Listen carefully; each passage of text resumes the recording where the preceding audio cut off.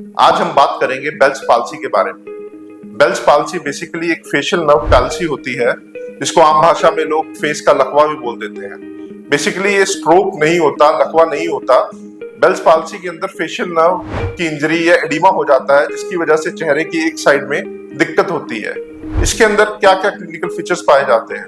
Basically forehead में wrinkling के absent होना, आंख बंद करने में दिक्कत आना, नेजोलेबियल फोल्ड का लॉस होना, चेहरे का टेढ़ा होना। कुछ कुछ पेशेंट्स में कान में दर्द की शिकायत भी मिलती है और टेस्ट भी चेंज हो जाता है कुछ कुछ पेशेंट्स में।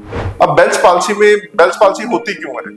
बेसिकली बेल्स पाल्सी में हमें ज्यादातर पेशेंट्स में कोई कारण नहीं मिलता, इसलिए 99% पेशेंट्स में इडियोपैथिक बेल्स पाल्सी बोलते हैं, क्योंकि हमें इसका कारण नहीं पता।